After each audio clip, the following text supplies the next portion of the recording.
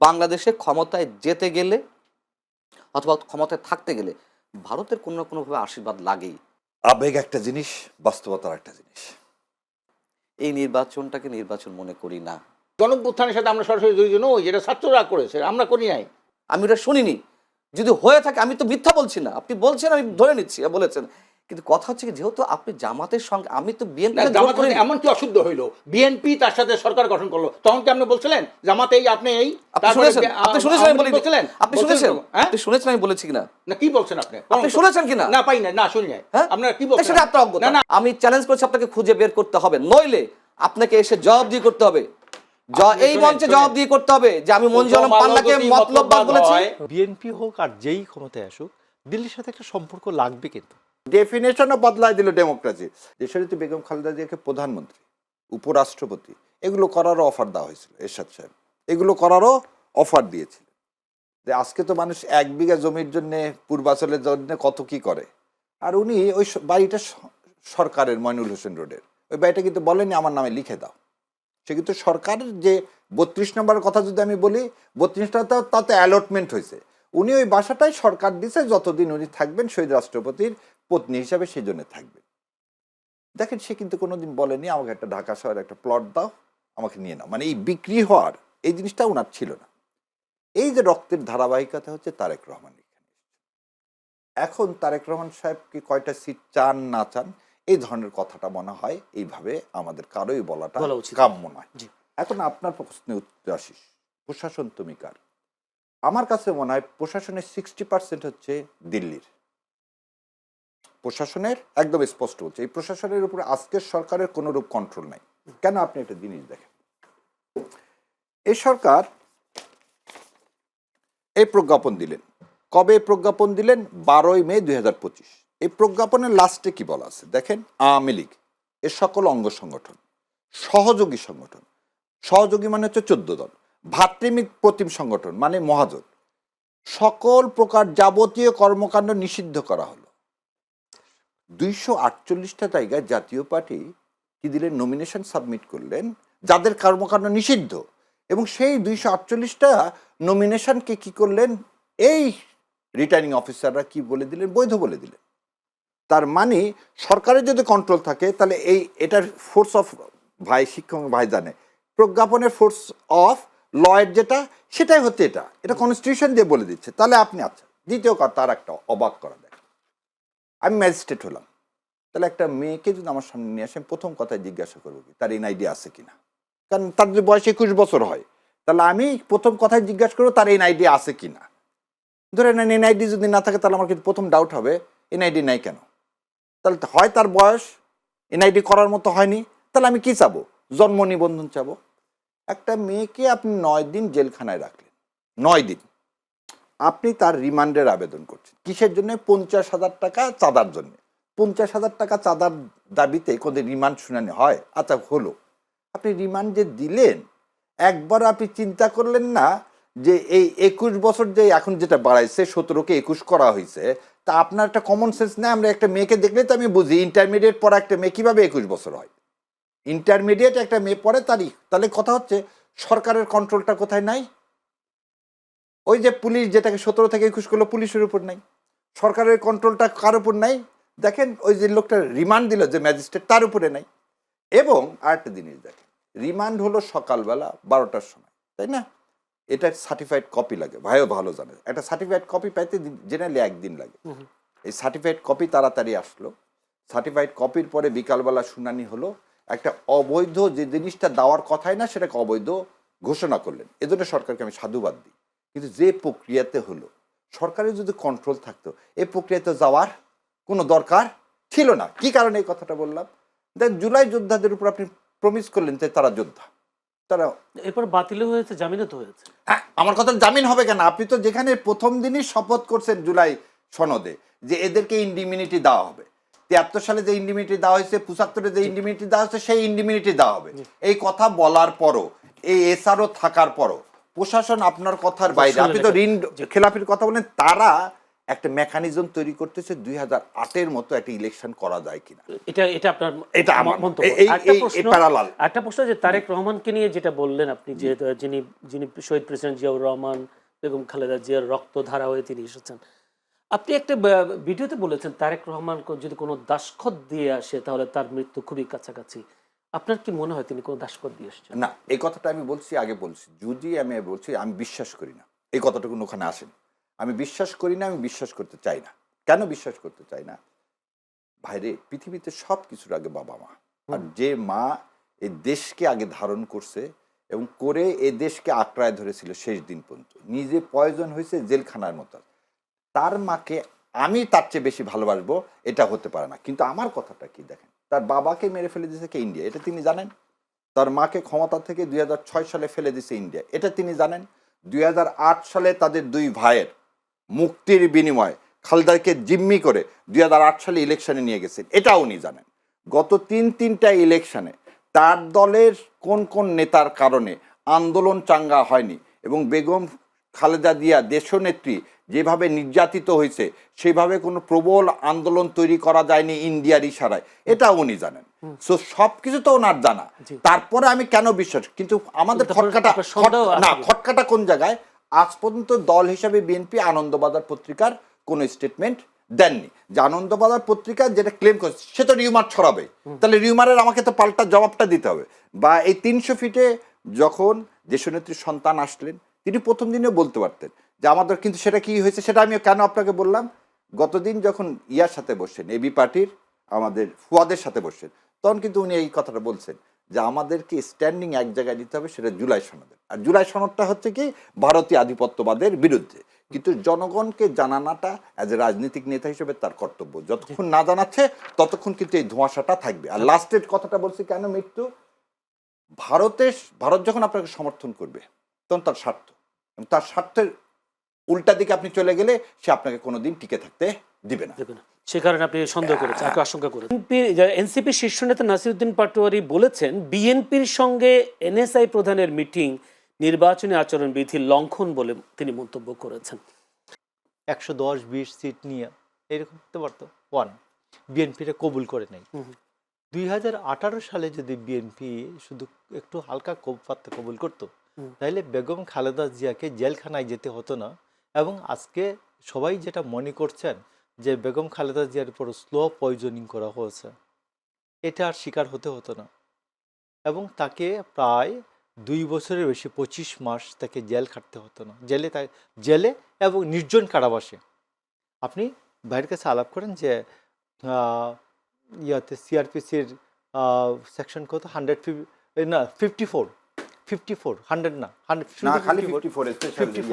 যে নির্জন কারাবাস, সলিডারি কনফাইনমেন্ট। তো সলিডারি কনফাইনমেন্টে একসাথে কাউকে 15 দিনের বেশি সলিডারি কনফাইনমেন্ট দেওয়া যায় না। এমনকি সিআরপিসির এই সেকশনটা পরে সংশোধন করা হয়েছে, মাসের শেষ এবং মাসের শুরু এটা একত্রে। আগে জেলারা করতো যে ঠিক আছে মাসের শেষ 15 দিন দিলাম, মাসের প্রথম 15 দিন দিলাম, তাহলে 1 মাস সলিডারি কনফাইনমেন্টে থাকবে। এইটাকেও তারা রদ করছেন। তো খালেদা জিয়াকে, দেশনেত্রী খালেদা জিয়াকে প্রায় 25 মাস সলিডারি কনফাইনমেন্টে রাখা হয়েছে, যা সম্পূর্ণ আমার দেশীয় আইন এবং আন্তর্জাতিক আইনের বিরুদ্ধে। তো এই জন্য আমি আপনাকে শেষ কথা বলি যে দিল্লির সাথে বিএনপি হোক আর যেই ক্ষমতায় আসুক, দিল্লির সাথে একটা সম্পর্ক লাগবে, কিন্তু এই সম্পর্কটা হবে সমতা, ইনসাফের ভিত্তিতে। এই সম্পর্কটা হবে ন্যায্যতা। এর এক চুল নিচেও না, এক চুল উপরেও না। আমার স্বার্থ হচ্ছে সবার আগে। আমার স্বার্থের কথা বললে যদি দিল্লির বিপক্ষে যায়, সেটা দিল্লির বিপক্ষে যাবে। বাট আমি দিল্লির বিপক্ষে না। আমার স্বার্থ হচ্ছে, আমার বাংলাদেশের মানুষের স্বার্থ হচ্ছে সবার উপরে। এর জন্য দিল্লির পক্ষে গেল না বিপক্ষে গেল, এটা আমি কনসার্ন। শাহরিয়ার, একটি প্রশ্ন বারবার একটা জনমনে একটা প্রশ্ন বারবার উঠছে যে জামায়াত আমির যেটা বার্ষিক আয়ের একটা হিসাব তিনি দিয়েছেন হলফনামে, তার মাসিক আয় হচ্ছে 30,000 টাকা। আর তিনি তার একটা সিলেট একটা ডুপ্লেক্স বাড়ি আছে, তার মূল্য নির্ধারণ করা হয়েছে 24 লাখ টাকা। আপনি এই তথ্যটা কতটা বিশ্বাসযোগ্য বলে মনে করেন? আবার যদি একটা প্রশ্নের সাথে যুক্ত করে দিই, রাজধানীতে 30,000 টাকা দিয়ে একজন বা ফ্যামিলি নিয়ে বসবাস করা কতটা সম্ভব? আচ্ছা, ধন্যবাদ আপনাকে এই প্রশ্নটা করার জন্য। আমি চাচ্ছিলাম যে কেউ এই প্রশ্নটা করুক, প্রশ্নের উত্তরটা দিই। প্রথম জিনিস বলে দিই, আমিরে জামাত, জামাতে ইসলাম হচ্ছে এমন একটা সংগঠন যে আমিরে জামাতকে রাজনীতি করার জন্য দল তাকে বেতন দিবে, নাম্বার 1। নাম্বার 2, মানে দলের পক্ষ থেকে বেতন দেয়? বেতন দিবে। মানে দ্বিতীয় কথা হলো, উনি কিন্তু ফ্যামিলি নিয়ে এখানে থাকেন না। এটাও বোধহয় সবার জানা উচিত। ওনার ফ্যামিলি থাকে সিলেটে, ওনার ফ্যামিলি থাকে সিলেটে। এবং আর একটা জিনিস বলে দিই, গরমের মধ্যে আমার খুব গরম লাগতেছে, আমি খালি বারবার তাকাচ্ছি এসির দিকে। উনি এসি বন্ধ করে বসে আছে, আপনি যেভাবে বসে আছে, আমি রেজামাত ওখানে বসে আছে, আমি এখানে বসে, আমি বারবার ওদিকে তাকাচ্ছি, আমার কি গরম লাগতেছে। তখন শোনেন, একটা মানুষ 30,000 টাকা বললেন না, উনি সারাদিন জানেন, আমি জানি না, আপনাদের বলে উনি একবেলা ভাত খান, উনি একবেলা ভাত খান। ওনার চলাফেরা যদি আপনি একদিন ওনার সাথে মানে চলেন, ওনার ইনকামের মানে ওনার খরচের কথা লিখেছেন নাকি পুরো ফ্যামিলির? না এখানে কথাটা হচ্ছে, আপনি জানেন কিনা, ওনার মেয়েরা ডাক্তার, ওনার ওয়াইফ ডাক্তার, উনি ডাক্তার। এই কথাটা হঠাৎ করে আসলো, শোনেন, ইস্যু বানানোর জন্য। এটা আপনারা সবাই জানেন এই প্রশ্নটা কে করছে। এই প্রশ্নটা করছে হচ্ছে একজন সাংবাদিক সাহেব, এবং ওনাকে এই প্রশ্নটা কি জন্য করানো হয়েছে দেখেন, সেটা আমি বলে দিচ্ছি। বিএনপি এবং জামাতের মধ্যে একটা বিভেদ তৈরি করার জন্য। কারণ জামাতের আমির নিয়ে যখন 30,000 টাকার কথা উঠছে, তখন জামাতের যারা আছেন তারাও পা ফেলবেন, তারাও বলবেন যে তারেক জিয়া কোথায় থেকে টাকা ইনকাম করে। এই যে বিভাজনের রাজনীতির জন্য কিন্তু এই পারভেজ সাহেবকে ইন্ডিয়া ইউজ করছে। এখানে এটা কথা না। আপনি একটা জিনিস বলেন, একজন ডাক্তার, উনি একটা পার্টি করেন এবং জামাতে ভাই ভালো জানেন, ক্যাডার ভিত্তিক দল, খালি জামাত ইসলাম না, কমিউনিস্ট পার্টিও, তারা কিভাবে চলবে, তাদের খাওয়া দাওয়া কীরকম হবে, এইটা পার্টি হচ্ছে তাদেরকে দেয়। দ্বিতীয় যে জিনিস, জামাত ইসলামের পার্টিতে তারা বেতনভোগী, এই জন্য এটা কিন্তু ফুল টাইম, ওটা কিন্তু পার্ট টাইম না। আমি যেমন ব্যারিস্টার, আমার একটা প্রফেশন, আর আমিরে জামাতের প্রফেশনই হচ্ছে সে কি রোকন এবং ফুল টাইম একজন পলিটিশিয়ান, রাজনীতিবিদ। এবং তার জন্য 30,000 টাকা যদি বলে থাকে, আমার ব্যক্তিগত, আমি তার সাথে চলে যতটুকু দেখছি, তার 30,000 টাকা খরচ হওয়ার কোনো জায়গা নেই। আচ্ছা, দ্বিতীয় কথা হচ্ছে মেয়েরা, এই যে তাহের ভাইয়ের কথা, তাহের ভাইয়ের তো নিজের ইনকাম নাই, তার ওয়াইফের ইনকাম, তার ওয়াইফও ডাক্তার। তা আমার ফ্যামিলিতে যদি আমি ঘোষণা দিচ্ছি আমার 30,000 টাকা কামাই। এবং এই আরও একটা জিনিস বলি, ওনার মেয়েদের বিয়ে হয়ে গেছে, ছেলেও ডাক্তার, উনি আর ওনার ওয়াইফ। এবার আরও একটা জিনিস শোনেন, ওনার ওয়াইফ 2001 সালে এমপি ছিল, এবং উনিও হচ্ছে জামাতে ইসলামের মহিলা উইংসের পদধারী।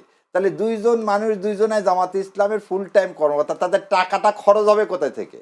এখন দ্বিতীয় একটা জিনিস বলি, এইখানে এই ইন্টেনশনটা সবসময় বড়, যে এই কথাটা বলে একটা মানুষের অ্যাসানিসমেন্ট করতে চাচ্ছেন না, এখানে বিএনপি এর জামাতের মধ্যে আপনি ডিস্টেন্স তৈরি করতে চাচ্ছেন। সো আমি আপনার মাধ্যমে সবাই, সমস্ত জামাত যারা ডিস্টেন্স তৈরি করতে চাচ্ছি না, আপনাকে কথা বলিনি, আমি বললাম জামাতে ইসলামের কারো এই ফাঁদে পা দেওয়া হবে না। জামিরে জামাতে 30,000 টাকা বলছে, অতএব এটা তারেক জিয়ার রহমান সাহেব কোথায় টাকা পান, কিভাবে এত টাকা দেন, এইদিকে যাওয়াই দেওয়া হবে না, সুযোগ তৈরি করে এটা করতে দেওয়া যাবে না। আমি মনে হয় প্রশ্ন উত্তর পেয়ে গেছি। আর একটা প্রশ্ন, যেহেতু অনেকগুলো প্রশ্ন, তারেক বিএনপি ভারপ্রাপ্ত চেয়ারম্যান তারেক রহমান দেশে আসার পর একটা রাজনৈতিক পরিস্থিতি অনেকে বলছে বিএনপির দিকে ঝুঁকে গেছে মানুষ, বিএনপি যেদিকে শক্তি সেদিকে মানুষ ঝুঁকে, এটাই স্বাভাবিক। সেই ক্ষেত্রে জামায়াতের সমীকরণটাও কি চেঞ্জ হয়েছে নাকি? কারণ জামায়াতের আমির দেখা করে তিনি বলছেন নির্বাচনের পরে তারা আবার বসবেন একই ইস্যুতে, সরকার কিভাবে গঠন করবে। ওটা যদি এভাবে ধরি যে জাতীয় সরকার গঠন করার পক্ষে চলে আসছেন, জামাত কি ভয় পেয়েছে? আচ্ছা, প্রথম কথা আপনাকে বলে দিই, যখন উনি লন্ডনে ফেব্রুয়ারি মাসে আমিরে জামাত তারেক জিয়া রহমানের সাথে দেখা করছিলেন, তখনও কিন্তু উনি জাতীয় সরকারের কথা বলছিলেন। এবং আর একটা জিনিস দেখেন, উনি বক্তব্য যে মানে বিএনপির কোনো এক ভাই বক্তব্যে বলছিলেন আমরা জামাত ছাড়া জাতীয় সরকার গঠন করব। আর জামাত ইসলাম তার রোকন সমাবেশে বলছিল আমরা সবাইকে নিয়ে করব, যে ভাই আমাদেরকে নিতে চায় না, মানে এইভাবে স্পষ্ট করে বিএনপিকে নিয়েও আমরা করব। সো আজকে তারেক রহমানের সাথে যে দেখা করে যেটা বলছে, এটা নতুন না। দ্বিতীয় কথা, দেশের স্ট্যাবিলিটির জন্য আগামী 5 বছর আমাদের একটা জাতীয় ঐক্যমত দরকার। আর আপনার প্রশ্নের একটা জিনিস বলি, আপনি দুইটা জিনিস দেখেন, আপনি 300 ফিটের জনসভাকে দেখেন আর জানাজাকে দেখেন। 300 ফিটের জনসভার জন্য 10টা ট্রেন ফ্রি দিছিল, অনেক হাজার হাজার বাস দেওয়া হয়েছে, কিন্তু ভালোবাসার যে উপস্থিতি, আমি কিন্তু ঠাকুর ভাইকে কিন্তু অ্যাডপ্ট করিনি, যে বেগম খালেদা জিয়া তো মানুষের হৃদয়ের মণিখোটায় বসে আছেন, সেই জায়গাতে আপনি কেন? আমি তো বলতে চাই, আমি তো জামাত ইসলামকে সমর্থন করি, কিন্তু তারপরও ওই জানাজাতে আমিও গেছি। এবং আমিও কি করতেছি, যেহেতু ভারতীয় আধিপত্যবাদের জায়গায় জিয়াউর রহমান এবং খালেদা জিয়া এক, সেই জন্য আমি কিন্তু আপনার প্রথম উত্তরে বলছি যে যদি তারেক রহমান এই চিন্তা করে থাকে ভারতের সমর্থন ছাড়া আমি ক্ষমতায় যেতে পারবো না, তাহলে তার কেন বিএনপির রাজনীতি শেষ হয়ে যাবে। কারণ এটাই দেশের জনগণ মেনে নিবে না, এবং শেখ হাসিনা এখান থেকে চলে গেছে, এটা প্রমাণ হয়েছে ভারত কাউকে এদেশে ক্ষমতায় চিরজীবন রেখে দিতে পারবে না। আর সম্মতার ভিত্তিতে আমাদের সম্পর্কটা হতে হবে। কোথাও জি, আমি আপনার ধন্যবাদ। আমি মোশাররফ আহমেদ ঠাকুরের কাছে যেতে। মোশাররফ আহমেদ ঠাকুর, এই কয়েকদিনের ঘটনা আমরা দেখেছি যে যাদেরকে কয়েকজন বৈষম্য বিরোধী ছাত্র আন্দোলনে একজনকে গ্রেফতার করা হয়েছে, যেটা শায়েস্তাগঞ্জের থানা ভারপ্রাপ্ত কর্মকর্তার সাথে উদ্ধত্যপূর্ণ আচরণের জন্য। কিন্তু এরপরে দেখলাম তারা আন্দোলন করে তাকে অনেকটা মুক্ত করে নিয়ে যাওয়া হয়েছে মাহাদিকে। কিন্তু সেই ফেসবুকে বিভিন্ন জায়গায় স্ট্যাটাস দেওয়ার কারণে আমরা দেখছি আনিস আলমগীর এখন জেলে। এই প্রশাসনের কি জায়গা দ্বৈত নীতি কেন, আপনার কি মনে হয়? আমি প্রথমত আমি কোনো সাংবাদিককে কথা বলার জন্য যতক্ষণ পর্যন্ত আমি মনে করি না কোনো ব্যক্তিকে গায়ে টাচ না করছে, আমি মনে করি না কথা বলার জন্য কাউকে গ্রেফতার করা দেওয়া উচিত। এক নম্বর, কথা বলার মধ্যে যদি ফৌজদারি যে অপরাধের যে কতগুলো উপাদান আছে এগুলি না থাকে, তো আমি আনিস আলমগীর সাংবাদিক মানুষ, সে বলছে, তো আমি তো মনে করি না, এখনও আমি মনে করি যে আওয়ামী লীগের যারা শুধুমাত্র খুন খারাপি লুটপাট ফৌজদারি অপরাধে লিপ্ত ছিল এদের ধরবে, জেলে দেবে। আর বাকি যেটা শুধুমাত্র রাজনৈতিক দর্শন রাজনৈতিক বিশ্বাস চর্চার জন্য কাউকে জেলে দেওয়ার দরকার আছে আমি মনে করি না। এক নম্বর, কারণ সরকার আওয়ামী লীগকে নিষিদ্ধ করে নেয়। আওয়ামী লীগকে সরকার বলছে আওয়ামী লীগের কার্যকলাপ নিষিদ্ধ, কার্যক্রম নিষিদ্ধ। এক, আসুন। দুই নম্বর হচ্ছে যে, আর যেহেতু আমার বাক ব্যক্তি সংবাদপত্রের স্বাধীনতা আমার 37, 38, 39 অনুচ্ছেদ এখনো বহাল আছে সংবিধানের, এইগুলি হচ্ছে আমার সংবাদপত্রের স্বাধীনতা 39, বাক ব্যক্তি বিবেকের স্বাধীনতা। তো বিবেকের স্বাধীনতার জন্য কাউকে এইভাবে বিনা বিচারে নিয়ে কেউ অ্যারেস্ট হতে পারেন, 506, 501 থেকে 6 পর্যন্ত মানহানিকর যদি কোনো ঘটনা হয়ে থাকে, এই পুরোটাই বেইলেবল সেকশন, পুরোটাই বেইলেবল। তো গেল, আমি মনে করি যে গুরুতর অপরাধের জন্য বেল দেওয়া যেতে পারে, বেল তো হইতেই পারে।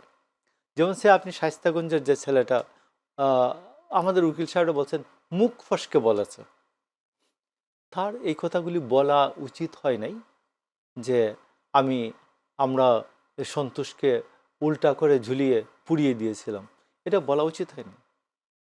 তো এখন বাট ঘটনা তো ঘটেছে, ঘটনা তো হয়েছে।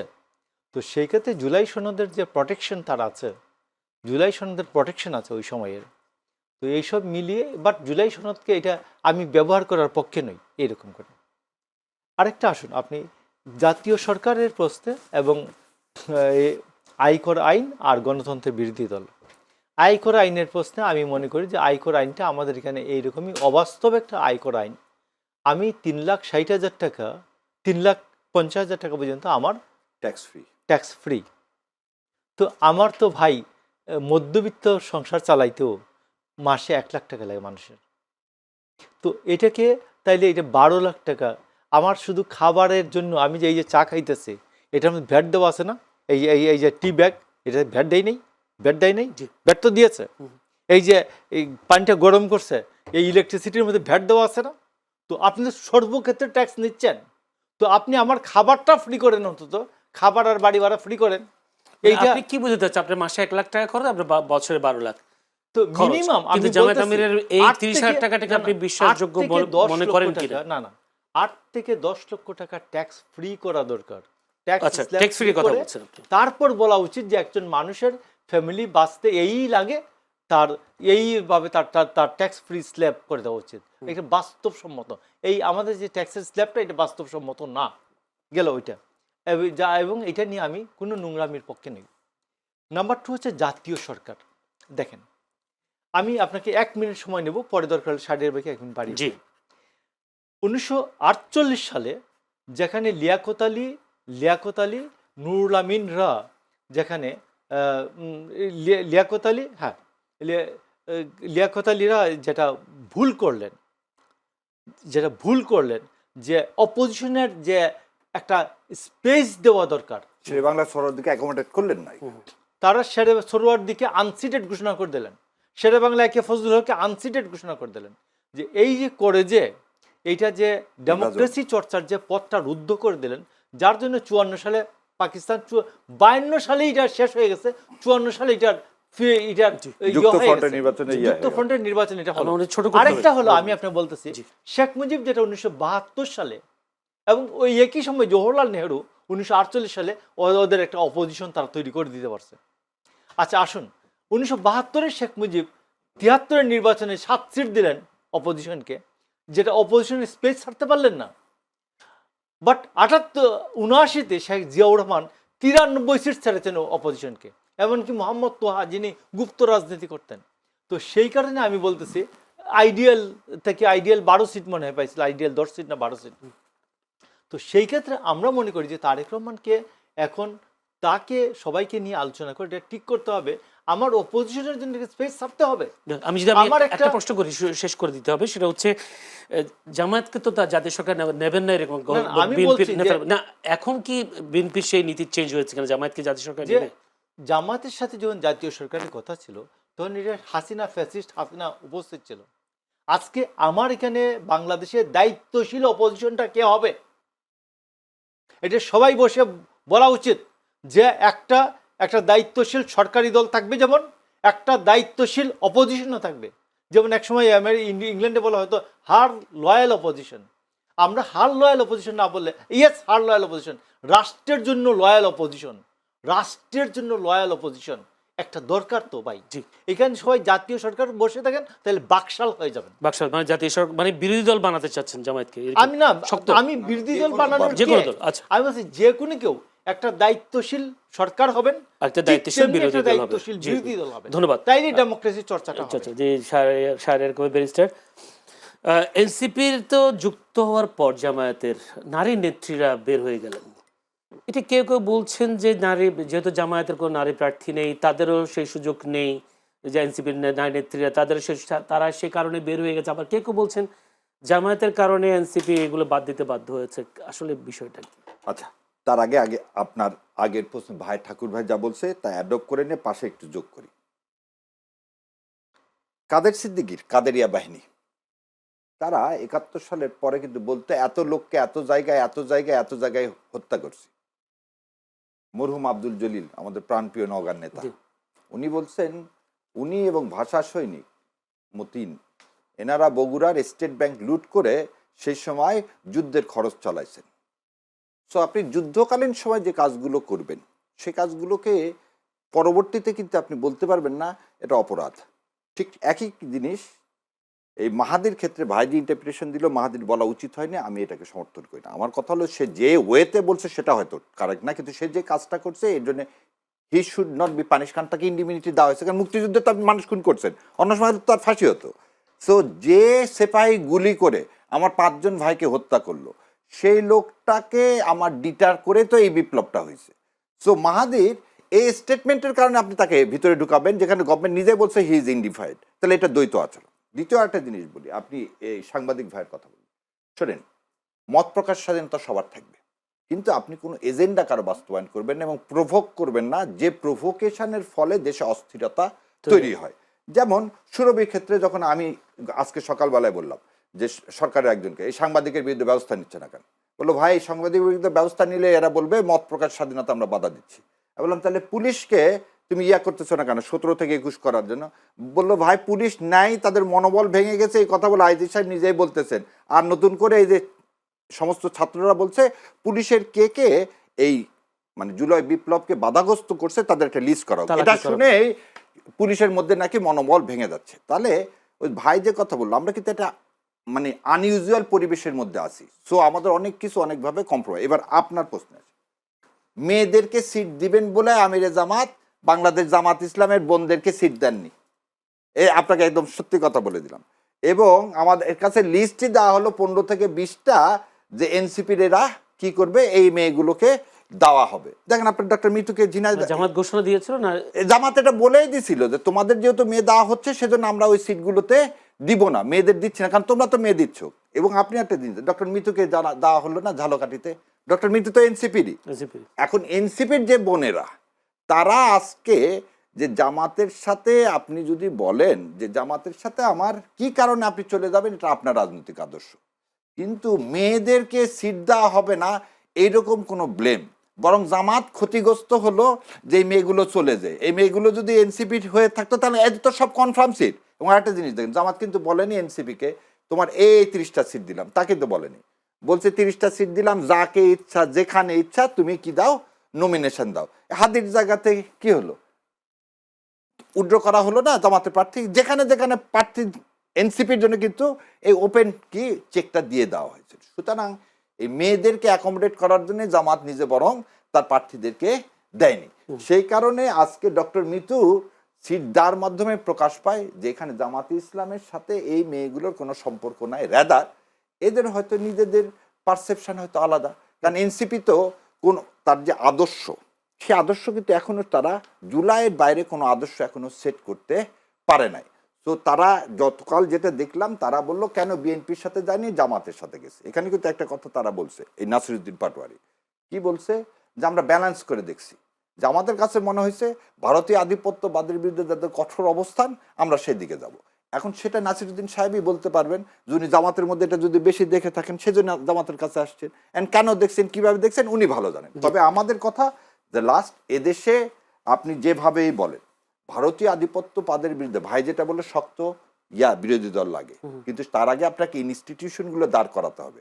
একটা আনইউজুয়াল পরিবেশ, ইনস্টিটিউশন দাঁড় নাই, আপনি শক্ত বিরোধী দল করলেন, বিরোধী দল এমনি শক্ত হয়ে যাবে। কিন্তু এই যে সিট দেওয়ার কথা, সিট দিয়ে কোনদিন শক্ত বিরোধী দল হয়নি, 79 সালেও হয়নি। এরশাদ সাহেব আসম আব্দুর রবকে সিট দিয়ে গৃহপালিত কি বিরোধী দল বানাতে চাইছে। এই যে এরশাদকে গত 3 বারের জাতীয় পার্টিকে যেভাবে কে বিরোধী দল সেটা এরশাদ সাহেব আর শেখ হাসিনাই জানেন। এবং সেটার হচ্ছে ইনোভেশনে যে বললো যে ইন্ডিয়ান তখনকার যে পররাষ্ট্র সচিব ওই ভদ্রমহিলা এসে তো ডেফিনেশনও বদলায় দিল ডেমোক্রেসি। বেশিরভাগ সংখ্যক রাজনৈতিক দল ইলেকশনে গেলে ইলেকশন লেজিটিমেট, সুজাতা তো তাই করে গেল। এবং এই যে সিএমএইচে ভর্তি করে সেই ইলেকশন করায় দিয়ে চলে গেল। এইটা আমরা আর কোনোদিন এদেশে হতে দেখতে দেব চাই না। না। ধন্যবাদ। আপনাদের সাথে আসন সমঝোতার জোট, জামায়াতের সাথে যদি জোট বললে আপনারা আবার রাগ করেন, সে কারণে আমি আগে থেকেই বলছি যে আসন সমঝোতার জোট জামায়াতের সাথে। ধন্যবাদ আপনাকে। জি জি, সেই জামায়াতের নায়েবে আমির সৈয়দ আব্দুল্লাহ মোহাম্মদ তাহের বলেছেন একটি দলের পক্ষে প্রশাসন ঝুঁকে পড়েছে এবং তিনি বলছেন একটা পাতানো নির্বাচন একটা শঙ্কা দেখছে বা সুষ্ঠু নির্বাচনের হওয়া নিয়ে শঙ্কা দেখছেন। আপনারা কি দেখছেন? যেহেতু আমাদের নির্বাচনী সমঝোতা 11টি দলের মধ্যে জামাত ইসলামও একটি দল আছেন, তার দলের নেতা যে কথা বলেছেন এই কথা কিন্তু ওনার না, এই কথা কিন্তু অনেক এই যে সমঝোতা ভিত্তিক যে দলগুলো একত্র হয়েছে সবারই কথা, 11 দল সবারই, একই দল সবারই কথা। মানে ইসলামী আন্দোলনের অবস্থান কি? ইসলাম অবস্থানে তো মনে করি যে এখনও আমরা তো সেদিনও বলে আসছি, কালকের ওনার সাথে বক্তব্য আমাদের আলোচনা ছিল, সেখানে পরিষ্কার বলছি যে আপনি একটা সুষ্ঠু অবাধ নিরপেক্ষ নির্বাচনের একটা ক্ষেত্র তৈরি করবেন, আপনি সর্বত্র লেভেল প্লেইং ফিল্ড এটা আপনি তৈরি করবেন, এবং আপনার অবৈধ অস্ত্র কতগুলো আছে, সেগুলো অবৈধ অস্ত্র এখন মজুদ আছে, এবং বিদেশ থেকে যে স্বরাষ্ট্র উপদেষ্টা বলছে বাইরে থেকে প্রতিনিয়ত অস্ত্র আসতেছে, এবং এগুলা ব্যবহার হবে কিন্তু নির্বাচনকালীন সময়।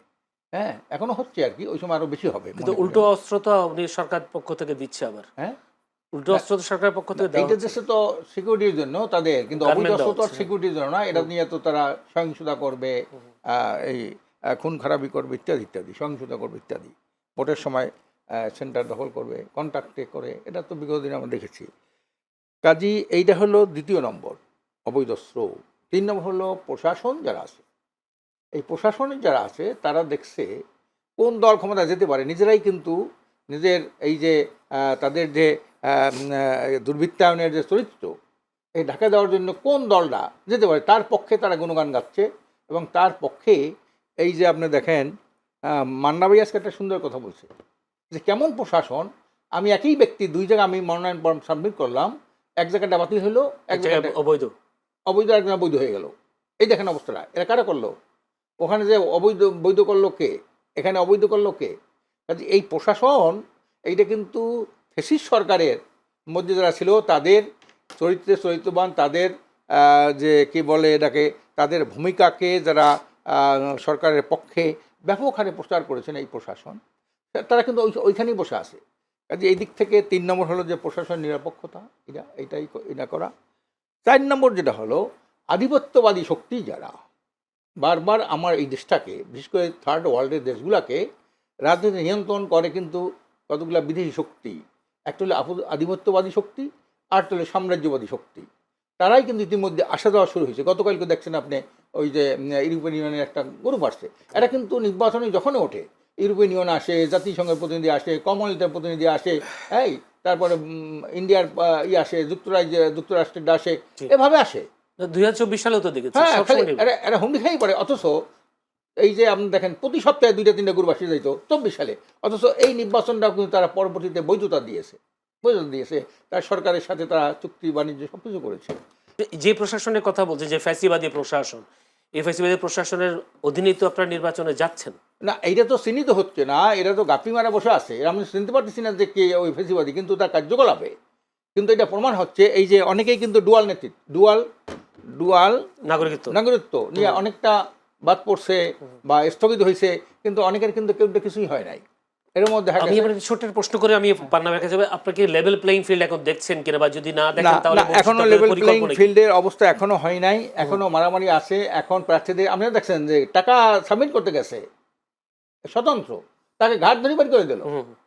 এটা একটা, যত বড় সে ছোট হোক বা বড় হোক, একজন প্রার্থী তো সে বাংলাদেশের সংবিধান মেনে সে টাকা সাবমিট করতে। নির্বাচনের আগে সে পরিবেশ তৈরি হবে কিনা লেভেল প্লেইং ফিল্ড, এটা সরকার উপর নির্ভর করবে। সরকারের যে ভূমিকা কতটুকু পারে সন্দিহান, এটা শুধু আমাদের না, সকল সচেতন মানুষের মধ্যে সন্দিহান। লেভেল প্লেইং ফিল্ড তৈরি করতে না পারলেও তো নির্বাচনে যাচ্ছে না। না, নির্বাচন হবেই। যদি নির্বাচন ব্যর্থ হয়, সঠিক না হয়, সুষ্ঠু না হয়, তখন একটা ব্যাপক একটা, ওটাকে বলা হয় গণঅভ্যুত্থান যদি ব্যর্থ হয়ে যায়, গণঅভ্যুত্থানের চেতনা ব্যর্থ হয়ে গেলে একটা গণবিপ্লবের সূচনা ঘটবে, মানে গণবিপ্লবের সূচনা ঘটবে। মঞ্জুর আলম পান্না, একটু যেতে চাই, এই যে লেভেল প্লেইং ফিল্ডের কথা তারাই বলছেন, বিশেষ করে বিএনপি ছাড়া অন্যান্য দলগুলো, বিশেষ করে 11 দল যারা এখন হয়েছেন, তারা আবার শঙ্কাও করছেন সুষ্ঠু নির্বাচন হবে কিনা, তারা মনে করছে পাতার নির্বাচন হবে। আপনি কি দেখছেন আসলে নির্বাচন নিয়ে হওয়া নিয়ে শঙ্কা দেখছেন তারা, নাকি সুষ্ঠু নির্বাচন নিয়ে শঙ্কা দেখছেন? আপনি কি দেখছেন? ধন্যবাদ জয়নুল। শুনেন, বিষয় হচ্ছে কি যে প্রশ্ন করছেন বিধায় আমাকে উত্তর দিতে হচ্ছে, বা এখানে ডেকেছেন বিধায় কথা বলতে হচ্ছে। আমি ফ্রম দ্য বিগিনিং একেবারে এই নির্বাচনটাকে নির্বাচন মনে করি না। লেভেল প্লেইং ফিল্ড তো দূরের কথা, নির্বাচনের কোনো সংজ্ঞাতেই এটি পড়ে না। যেমন সংজ্ঞায় পড়েনি 2014, 2018, 2024 নির্বাচন। আমি একটু আশরাফ ভাইয়ের কাছ থেকে একটা ছোট্ট প্রশ্নের উত্তর আমি নিজে নিয়ে এসে, আপনি তো প্রশ্ন করছেন, আমি একটু প্রশ্ন করি। আপনি বলছেন যে ফ্যাসিস্ট প্রশাসন এখন, হ্যাঁ, লেভেল প্লেইং ফ্যাসিস্ট প্রশাসন ঘাপটি মেরে বসে আছে বলছে। ফ্যাসিস্ট প্রশাসন বলি নাই, বলছি আগের আমলে ফ্যাসিস্টদের যে সরকার ছিল, হাসিনা সরকার, তার লালিত পালিত তাদের ছত্রছায়া যারা ছিল, তারা এখন এই প্রশাসনের বিভিন্ন জায়গায় বসে। হয় তাহলে আপনি 16-17 মাসে কি করলেন? না, কি করবে, এটা বিপ্লবী চেতনা কোথায় গেল? এত মানুষকে যে না। পরিবর্তন করা হলো, স্যাক করা হলো, বাদ দেওয়া হলো, রদ বদল করা হলো, তাহলে এই 17 মাসে এইগুলো কি হলো? না, কি হলো 17 মাসে তো 8-9 মাস একটা ঐক্যমত্য কমিশনের গেছে না, এটা ওই জুলাই সনদের উপরে একটা যে আমি জানতে চাচ্ছি আপনাদের যে দাবি দেওয়া, আপনারা যে আপনাদের জোটের সঙ্গে অনেকে আছে যারা মব ক্রিয়েট করে, যারা জোর করে দাবি দেওয়া জানিয়ে ওকে সরাতে হবে, তাকে সরাতে হবে। আমি তো দেখেছি একমাত্র রাষ্ট্রপতি মোহাম্মদ শাহাবুদ্দিন সাহেব ছাড়া আর মোটামুটি 70-80% চেঞ্জ হয়ে গেছে। এখন তো আপনি কি পুরো প্রশাসন চেঞ্জ করতে চান? তাহলে কিভাবে নিয়োগ প্রক্রিয়া দেবেন? আজকে রিটার্নিং অফিসার কারা হয় বলেন? আজকে ডিসি। তাহলে এটা কারা করছে? তাদের নিয়োগ দেওয়া, তাদেরকে তুমি বরখাস্ত করে নাই, বিভিন্ন জায়গায় তারা আছে, এবং ডিসি কিন্তু রিটার্নিং অফিসার চেঞ্জ করবেন। আচ্ছা, তাহলে ঠিক আছে, চেঞ্জ করেন। তাহলে কি এই প্রশাসনের ভিতরে যাদেরকে আপনারা ফ্যাসিস্ট বলছেন তাদের প্রেতাত্মা বসে আছে, নাকি সরকারের মধ্যে সেই ফ্যাসিস্টের প্রেতাত্মা? সরকারের মধ্যেও কিন্তু ফ্যাসিস্টদের প্রেতাত্মা আছে, সরকারের মধ্যেও আছে এবং সরকারের বাইরেও আছে। কেন আপনারা আইডেন্টিফাই করে বলছেন না? কেন আপনারা প্রকাশ্যে বলছেন না? কেন লুকোচুরি করছেন? বিপ্লব ধরাতে গেলে তো এটা নিয়ে যদি এইটা এক সময় এটা প্রকাশ পেয়ে যাবে তাদের কাছে। এক সময় কেন? আপনারা আগে থেকে বলেন। আগে তো বলছি 70% লোক এখন। আমি বলছি আপনারা কেন? আমাদেরকে বলা আছে 70%, কমপক্ষে 70% ওই আওয়ামী ফ্যাসিস্টদের প্রেতাত্মারা বিভিন্ন লেভেলে আপনার। তাহলে এই মানুষগুলো কি করবেন? আপনি রাতারাতি চেঞ্জ করে দিবেন? না, চেঞ্জ না, এদের শুদ্ধি অভিযান করবেন আপনি। যারা এই ধরনের একটা ঘটনা ঘটাইলো তারা যদি এখন ওই সব জায়গায় বসে থাকে, আগামী আমি জনরী সাহেবের অ্যান্সারে যাব, প্রশ্নের অ্যান্সারে। আপনার কাছে আমার যে দুটো প্রশ্ন, সেটা হচ্ছে কি এই 17 মাসে যে এত কিছু দেখলাম, বিচারপতি থেকে শুরু করে প্রশাসনের বা সচিবালয়ে এই যে এবং পুলিশ প্রশাসনে বিসিএস ক্যাডারদেরও বাদ দেওয়া হয়েছে, হ্যাঁ, পাশ করেছে হুট করে বাদ দিয়ে, পৃথিবীর ইতিহাসে এরকম কোনো নজির নাই। প্রশাসনে রদবদল হয়েছে, স্যাক করা হয়েছে, বাধ্যতামূলক অবসরে পাঠানো হয়েছে, তাহলে এইগুলা কি আপনারা কি বলছেন আরো প্রয়োজন? আরও প্রয়োজন না। আমরা ধরুন ঐক্যমত্য কমিশনের তো সব দল নিয়ে কথা বলছি, সেখানেই হ্যাঁ। বলছি যে আপনারা নির্বাচনের একটা সংস্কারের কথা ওখানে বলা হয়েছিল। এইটা আচ্ছা, কিন্তু যাও, শোনেন, আপনি স্পষ্ট উত্তর দিতে পারছেন না। আমরা কিন্তু আমরা একটু স্পষ্ট উত্তর চাই। আমরা কিন্তু সেখানে পরিষ্কার বলছি, লেভেল প্লেইং ফিল্ড যদি আমরা তৈরি করতে না পারেন, এই যারা মব সৃষ্টি করছে বন্ধ লেভেল করতে না পারেন। প্লেইং ফিল্ড বলতে আপনারা বলছেন যেমন জামাতের পক্ষ থেকে বলা হয়েছে বিশেষ একজনকে বিশেষ ব্যবস্থা নিরাপত্তা দেওয়া হচ্ছে, তেমন তারেক রহমানকে উদ্দেশ্য করে বলা হচ্ছে। ওটা একদিকে, ওটা একটা অন্যতম আচ্ছা, তাহলে অন্যতম কাকে কারণ। বিশেষ, আর কি হলো যে তাহলে এখনো- কাকে বিশেষ না, না, নিরাপত্তা দেওয়া হচ্ছে? আপনি মনে করেন মাহমুদুর রহমান মান্না এই দেশের একজন বিজ্ঞ রাজনীতিবিদ, ওনার নমিনেশন, না, উনি ঠিক একই আছে, ব্যক্তি। এইটা করলো কে? ওটাতে আমি আপনার সঙ্গে একমত। এটা কি করলো? আমি সরকারকে ডিফেন্ড করছি না, আমি প্রশাসনকে ডিফেন্ড করছি না, আমি বলছি আপনারা কেন স্পষ্ট করে বলছেন না, কেন ঝেড়ে কাটছেন তারপরে না? আমি মানে আসলে এইগুলো তো এইটা তো রাজনৈতিক আমরা দাবি জানাইছি তো। কুটচাল। আমরা আচ্ছা। যখন আপনি দেখছেন বোধহয় আমাদের ওই যে ঐক্যমত্য কমিশনের যে এটা করছি আমরা, সেখানে পরিষ্কার দেখছেন উনি একটা দলের দিকে তাকাই কথা বলতেন, হাঁটু কোমর ভাঙ্গা তারা। আমি হ্যাঁ, পরিষ্কার সেটা তো বলছি যে আমি আমরা সবসময় নিরপেক্ষ বলি। না। একটা দল না, একটা দল না, তিনটে দলের দিকে তাকিয়ে কথা বলেন প্রধান উপদেষ্টা। না, না, না, প্রধান না। বিএনপি, এনসিপি আর না, না, ওইখানে আমরা যারা গেছিলাম ওই যে ফরেন একাডেমিতে, হ্যাঁ। সেখানে যে আলাপনগর হইলো, একটা দলের দিকে তাকে উনি কি বলে? না, একটা দল না, এখানে আমি একটু সবসময় differ তিনটে করছি। দলের সাথে বলছি। তিনটে দল, তিনটে এনসিপি, দলের, জামাত, ওই এনসিপি, দলের জামাত ও কইরা বিএনপি। বড় হইলে ওনরা আচ্ছা, যাই হোক, হ্যাঁ, যা বলে তাই। জয়নুল, হ্যাঁ। আপনি যেটা বলছিলেন, আমি তাহলে আপনার সাথে আমি একটু- একটা প্রশ্ন ইনক্লুড করে দিই, সেটা হচ্ছে কেন আপনার মনে হচ্ছে এটা কোনো নির্বাচন না? আচ্ছা শুনুন, সেটি হচ্ছে কি, আমি নিজে একবার শুরু থেকে বলে আসছি, এই নির্বাচন হবে না, না হওয়ার সম্ভাবনা বেশি, অথবা একটি শক্তি হতে দেবে না, অথবা ডক্টর মোহাম্মদ ইউনূস তার অধীনে কোনো নির্বাচন করতে পারবে না, নিজে পারবে না। আমি তিনটি কথা বলি, তার মানে নির্বাচন নিয়ে আমার এখনো যথেষ্ট সন্দেহ সংশয় রয়েছে। যদিও আবার এই কথা বলতে গেলে যাই না আপনার চ্যানেলে মানে অ্যাটাক হয় কিনা। অ্যাটাক কিংয়ের কথা বলছি আমি, প্রধান উপদেষ্টা প্রেস সচিব মিস্টার শফিকুল আলম, তিনি আবার মঙ্গলবার বলেছেন যে নির্বাচন নিয়ে যারা সন্দেহ সংশয় প্রকাশ করবে তাদেরকে নজরদারিতে রাখা হচ্ছে। নজরদারি মানে কি? গোয়েন্দা নজরদারিতে রাখা হয়েছে, চালচলন কি অবস্থা, কোথায় কার সঙ্গে যোগাযোগ, অথবা পুলিশ মানে অ্যারেস্ট করবে। বিষয়টা তো এরকম। নজরদারি বলতে তো আমরা এটা বুঝি। এখন যদি অ্যারেস্ট করতে হয় তাহলে আশরাফ ভাইকে অ্যারেস্ট করতে হবে, তার মধ্যে সংশয় আছে, তিনি নিজেই নির্বাচন চাচ্ছেন না। হ্যাঁ? সংশয় মানে তো নির্বাচন চাওয়া না, না চাওয়া না। না, পাতানো নির্বাচন, আমরা আপনারা বলতেছি পাতানো নির্বাচন বলছেন, পাতানো নির্বাচন। পাতানো নির্বাচন একটা ব্যর্থ নির্বাচন, পাতানোও বলি না। না, এটা এটা তো একটা বলছে, ব্যর্থ NCP বিগত নেতা বলছে, দিনের। জামাত বলছে। শোনেন, 53 বছরের মধ্যে একটা সুষ্ঠু অবাধ গ্রহণযোগ্য নির্বাচন হয় নাই। যেটা হয়েছে এরশাদ সাহেবের পতনের পরে একটা সম্মিলিতভাবে, শাহাবুদ্দিন সাহেব তখন ছিল প্রধান উপদেষ্টা, ওনার নেতৃত্বে একটা ভালো নির্বাচন হয়েছিল যতটুকু, কিন্তু আওয়ামী লীগ বলছে এখানে সূক্ষ্ম কারচুপি হয়েছে। ওটা কিন্তু আওয়ামী লীগ গ্রহণ করে নাই। তারপরে 96 সালে যখন আওয়ামী লীগ আসলো, বিএনপি তখন বললো যে এখানে স্থূল কারচুপি হয়েছে। কাজে স্বাধীনতার পরে কোনো কালে কোনো সময়ে একটা গ্রহণযোগ্য নির্বাচন হয়নি। আপনার কি মনে হয়- এবারে কি আপনার কি মনে হয় যে এটি যদি লেভেল প্লেইং ফিল্ড তৈরি হয়, নিরাপত্তা বা আইন শৃঙ্খলা জনিত যে বিষয়গুলো সেগুলো এনশিওর করা হয়, তাহলে গ্রহণযোগ্য নির্বাচন হবে? এবং বিদেশি আধিপত্যবাদ সেটি- এবং হ্যাঁ, সাম্রাজ্যবাদের সেটি অবাধ, যদি চক্রান্ত বন্ধ করা যায়, সেটি অবাধ, সুষ্ঠু, নিরপেক্ষ অংশগ্রহণমূলক হবে? অনেকটাই অবাধ সুষ্ঠু হবে যদি আচ্ছা, মৌলিক এই শুনেন, তিনটা। আমি এই জন্যই বলছিলাম, উত্তরটা তার কাছ থেকে নিয়েছি, আমি আশরাফ ভাইয়ের কাছ থেকে নিলাম আপনার প্রশ্নের উত্তর। জি। যদি সবকিছু এনশিওর করা যায় অবাধ নিরপেক্ষ, তাহলে মানে অবাধ নিরপেক্ষ, হ্যাঁ, তো অবাধ নিরপেক্ষ তো 2014 হয়েছিল, 2018 হয়েছিল, বিএনপি ছিল না মাঠে, যে যার মাত্র ভোট দিয়ে আসছে, আওয়ামী লীগের লোকজন গেছে ভোট দিয়ে আসছে, অবাধ হয়েছে। তো এবারও আওয়ামী লীগ নাই, এবারও অবাধ হবে, বাধা দেওয়ার তো কোনো দরকার নেই, উনি নিজেই বলছেন। তারপরে অংশগ্রহণমূলক হচ্ছে না। আর যেসব বিতর্ক উঠছে এগুলো উঠবে জানা কথা। আপনাকে আমি আমার নিজের বক্তব্য, রেকর্ডের বক্তব্য যদি 1 মিনিট সময় দেন বাজিয়ে শোনাবো, আরও 8-10 মাস আগে থেকে বলছি যে নির্বাচন হবে না, হতে দেয়া হবে না, অথবা একটা মেকানিজম ইলেকশন হবে। উনি তো বলছে, আশরাফ ভাই বলছেন যে প্রশাসনে এখনো ফ্যাসিস্টদের প্রেতাত্মা থাকতেই পারে, কিন্তু যা কিছু রদবদল হয়েছে, যা কিছু মানে নতুন নিয়োগ হয়েছে, আমি তো মনে করি এর মধ্যে 60-70% হচ্ছে জামায়াতের গুন্ডা, যাদের সাথে জোট করেছে বা মঞ্চ করেছে বা নির্বাচনের সমঝোতা করেছে। তাহলে সমস্যা কোথায়? আমি তো মনে করি আর বিএনপি এখানে মাথা মোটার পরিচয় দিচ্ছে রাজনৈতিক দল হিসেবে, কারণ তারা শুধু নির্বাচন নিয়ে আছে। প্রশাসনের রন্ধ্রে যে জামায়াতের লোকজন ঢুকানো হয়েছে, বিএনপিরও কিছু কিছু ঢুকেছে, কিন্তু সংখ্যাগরিষ্ঠতায় জামাতে গিয়ে, তাহলে এই প্রশাসন দিয়ে যদি একটা মেকানিজমে ইলেকশন হয়, আমি তো আর বিএনপিকে নিয়ে ভয়ে আছি যে ইলেকশনে বিএনপি সবসময় মানে এই পর্যন্ত বিভিন্নভাবে ফাঁদে পা দিয়েছে, একবার চূড়ান্ত হয়ে ফাঁদে পা দিতে যাচ্ছে কিনা। জি, আর একটা প্রশ্ন, সেটা আপনি বলেছেন যে নির্বাচন বানচাল করার একটা শক্তি হয়তো কাজ করবে, সেই শক্তিটা কারা? এটা জামাত বলে আসছে, এনসিপি বলে আসছে অনেক আগে থেকে। অনেক, যেমন জামাতের আমির আরো 2-3-4 মাস আগে সম্ভবত বলেছেন যে নির্বাচনের আগে যদি গণভোট না দেওয়া হয় আগে, তাহলে নির্বাচনী জেনোসাইড হবে। এই শব্দ দ্বারা উনি কি বোঝাতে চেয়েছেন আপনি আমাকে একটু বলেন তো।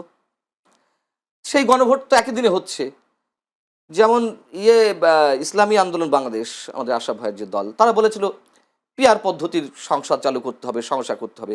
ওনারা বলেছিল আগে সমস্যা করতে হবে, ওনারা বলেছিল স্থানীয় সরকার নির্বাচন করতে হবে আগে। কি হয়েছে? হয়েছে কিছু? আমরাও তো সমস্যা চেয়েছিলাম।